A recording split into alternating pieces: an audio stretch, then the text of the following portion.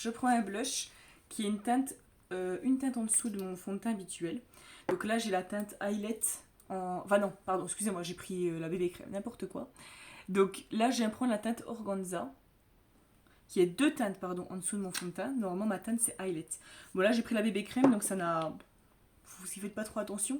Généralement, j'aurais pris velours si j'étais en highlight. Bon, là, vu que j'ai la bébé crème, j'hésite pas, je refais un petit peu plus clair que d'habitude. Et là, ça va venir vraiment juste rehausser un petit peu mes cernes, ça va venir les cacher, un petit peu les estomper. Hop. Voilà. Donc vous voyez, toc.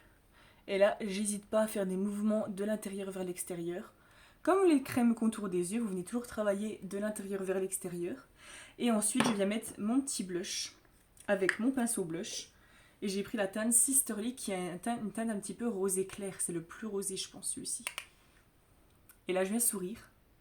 Je me mets sur l'os de la pommette, donc ici. Et là, je viens au centre de l'œil et j'estompe vers les tempes. Donc toc, j'hésite pas à en mettre un peu plus, voilà, histoire que ça se voit quand même. Et je fais la même chose de l'autre côté. Et je balaye en fait. Et là vous voyez que ça va rapporter un petit côté rosé, ça réchauffe le teint, ça va vraiment rehausser et vous donner un effet bonne mine à votre teint.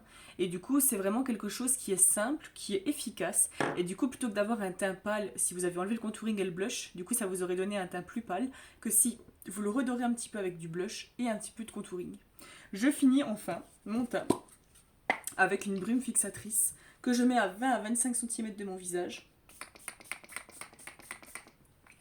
Et du coup, c'est un petit peu un côté agrume, donc c'est très agréable à sentir.